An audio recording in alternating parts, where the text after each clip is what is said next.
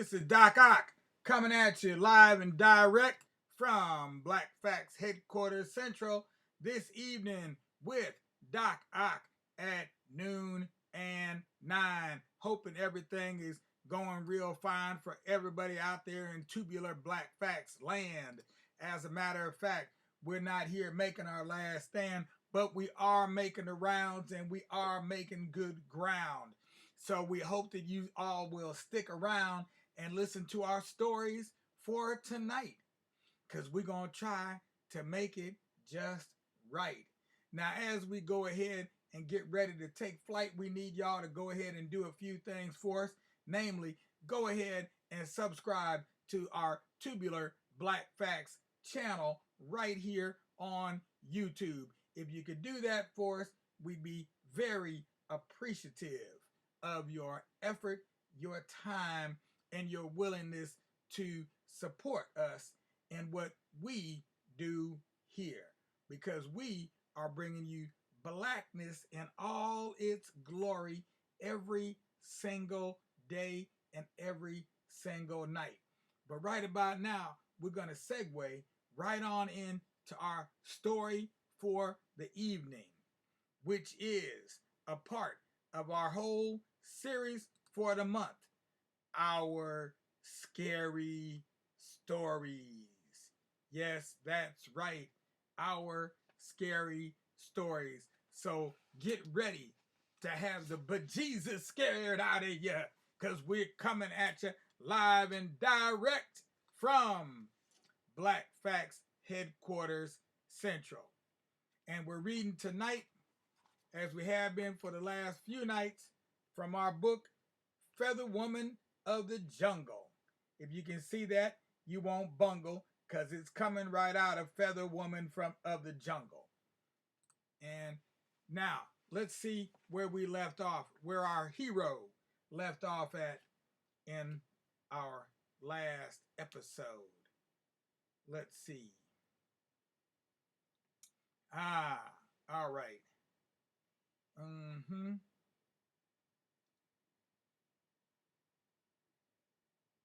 Okay, so we must have left. Oh, here it goes here.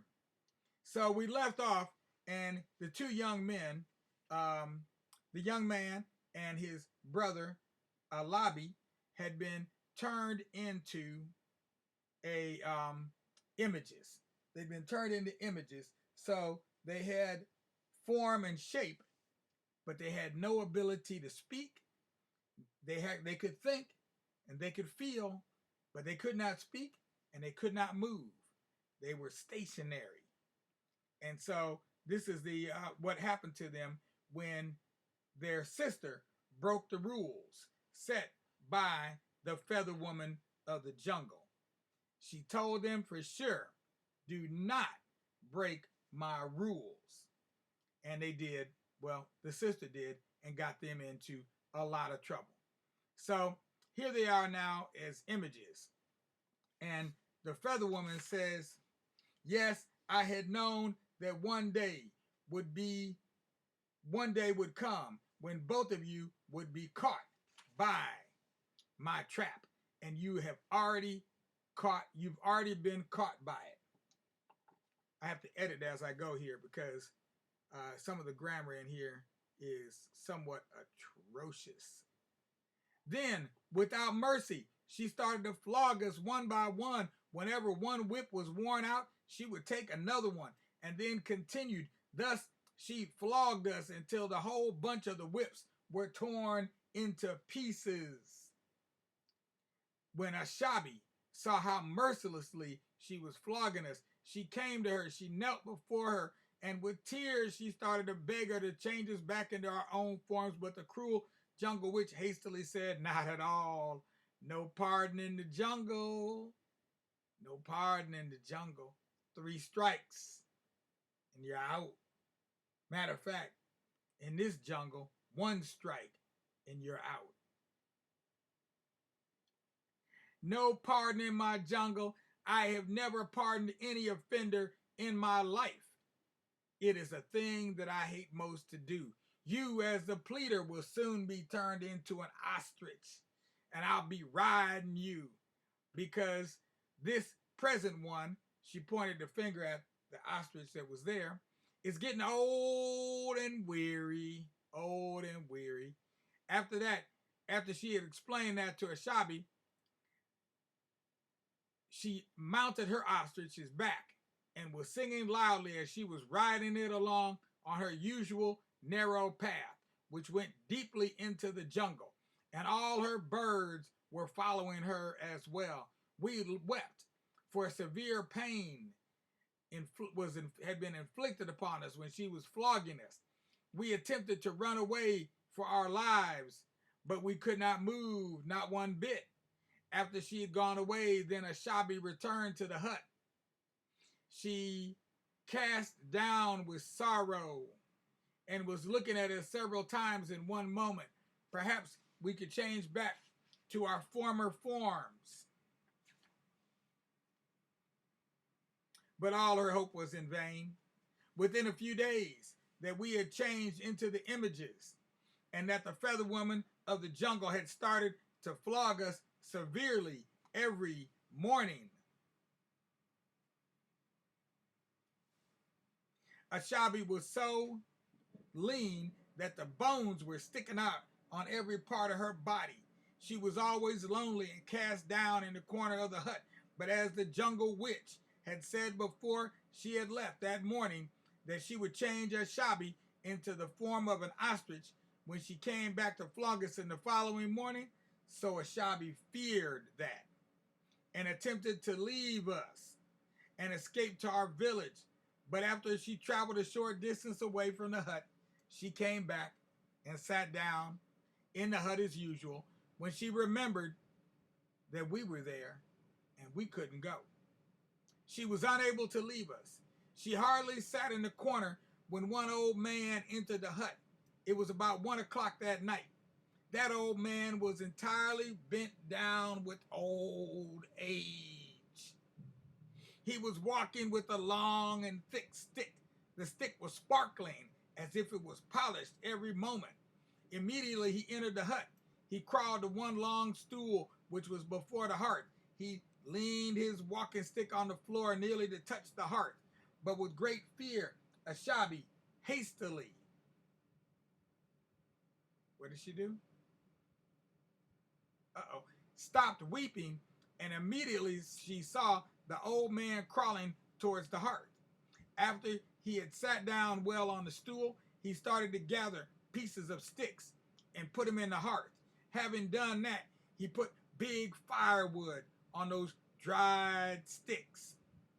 After that, he took 2 small stones from his native cap, which was on his head. He held each of the stones in each hand, and then he started to strike one from the other until several hot sparks of the stones ignited the dried pieces of the sticks. And after a while, it became a big fire. In a few minutes more, the fire became a big flame and shone in every part of the hut. And then he started warming his body. I was seeing him as he was doing all these things, although we were in the form of images. Through the flame, we saw him clearly that he had one leg only. The other one had been cut off from a long time back. As he had snibbled, it was so he was sneezing and snorting continuously. As he was still doing like that, the wooden pillar on which he leaned, as he was enjoying the heat of the fire, broke. And again, the 4 legs of the stool on which he sat broke. And then he was falling along onto the hearth. But that was a great funny thing to us, because he was just trying to save himself from the fire. A large piece of soot fell on his head from the dirty ceiling, and it caught fire unexpectedly. But as he stood up suddenly, forgetting that he had only one leg, and the fire was burning his head so painfully, he did not remember to take his walking stick to support himself. And as he was shouting loudly for help, he staggered to the corner in which Ashabi cast down, and then he fell on her suddenly without knowing that anybody was there. He was so feared that he staggered to another corner and fell down again when he heard the voice of Ashabi unexpectedly. As he was doing like that, we did not know when we burst into a great laughter, but nobody could hear us.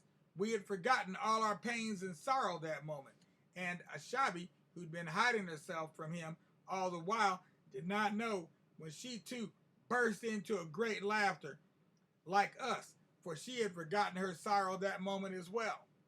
And it was at midnight I had discovered that amusement was the father of sorrow. Because Ashabi, who was already lean to the bones, regained her strength at the same time when she had seen the amusements which that old man had presented, and we as the images had forgotten our morning punishment which the jungle witch was giving us. After Ashabi had pulled out herself from him, then she helped him to stand, and then took him back to the hearth.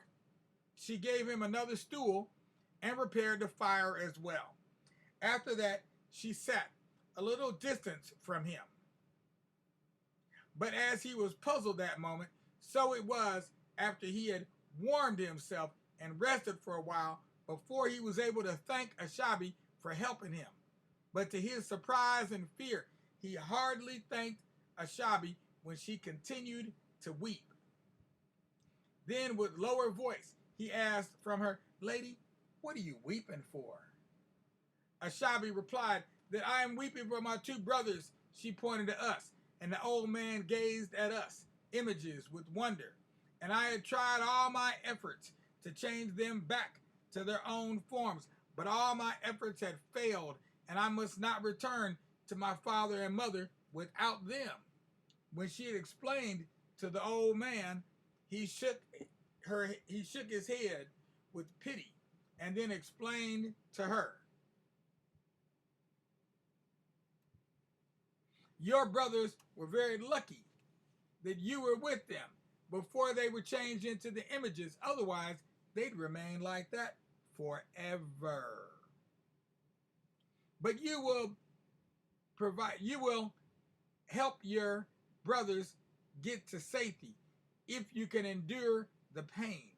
The pain is that you will pretend to be dumb for the period of 2 years. But you will pretend to be dumb for the period of 2 years. But if you talk a single word, or you simply make within that year or before that period expires, your brothers will certainly remain as images forever. To be dumb for 2 years is the only medicine which can change your brothers back to their former forms. You see, if the other images had sisters or anybody else,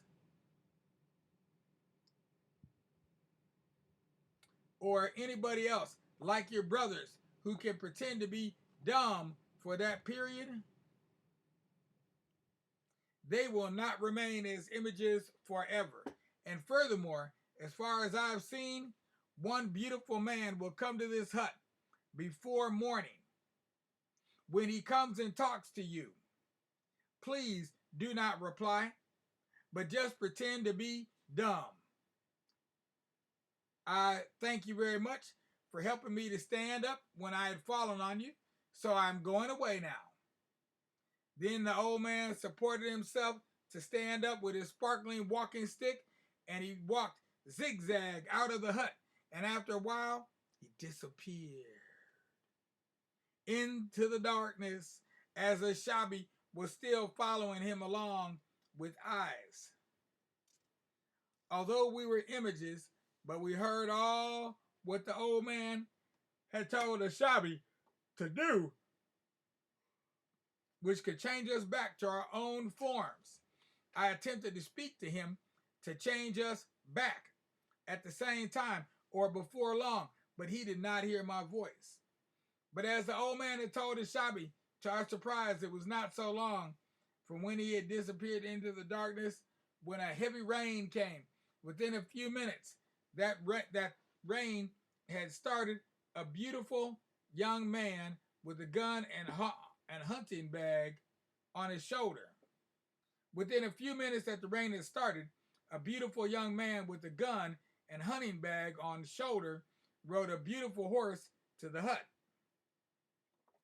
When he came down from the horse, he fastened the rope of his horse on me, for he thought I was an ordinary object.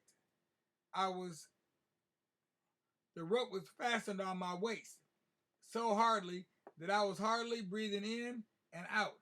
Then he entered the hut with the hope to shelter himself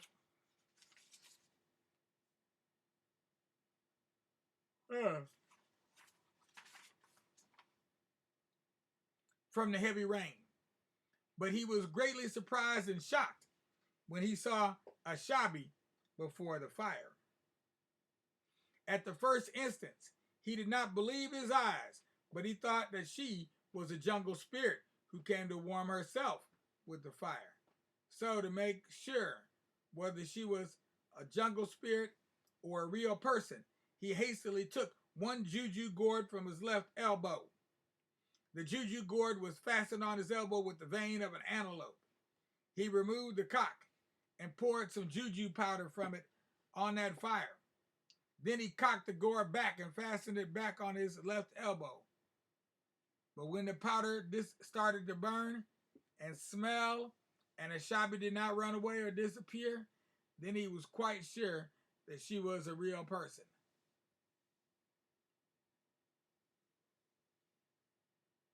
So he put more dried stalks in the fire, which made it to bring out new, powerful flames, and it shone to every part of the hut. Now through the flames, he saw that she was a very beautiful lady, but he was puzzled how she came to such a terrible jungle as that one. The hunter was the prince of a big town, which was about 10 miles away from that jungle. He was hunting about in that dead night when he accidentally entered this jungle. But when the rain came, he was finding shelter about until he fell asleep. When he came to that hut, when he stared at her very well and saw that she was a very beautiful lady, he asked with wonder, "Ah, what are you doing here?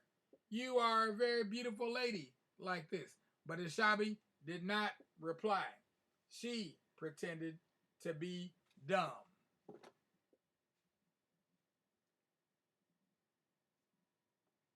Okay, and that is the end of that chapter. And hopefully when I come back tomorrow, I'll remember a little better exactly where I was, and I won't have to do so much backtracking, because I did have to reread a couple pages this time that I normally would not do. Well, this is still Doc Ock at noon and 9, bringing you the latest and the greatest from the world of Black Facts through the Tubular Black Facts channel, where you need to be subscribing right now. But in the meantime, let me talk to the chillin' for a minute. It's time, chillin', for all you little children out there to lay down your little head on your little pillow on your little bed. Close those your eyes while you wait on that sun to rise. And when you feel those sunbeams beaming down on your eyes, you'll know that it's time for you to rise and shine, oh children of mine. And in the meantime, all you adults, I've already given you your marching orders, but let me say it one more time in case I was not clear. What I need you to hear is that it's time to subscribe to the Tubular Black Facts channel. Do it right now. You might as well do it anyhow. There's a big red button right below. Hit it, quit it, don't forget it. Peace out without a doubt. We'll be black tomorrow at noon, because this is Doc Ock at noon and 9, signing off and giving a shout out and a wave to Ms. Tony Johnson. Appreciate y'all as I go to the extra. Listen for the extra. Listen for the extra.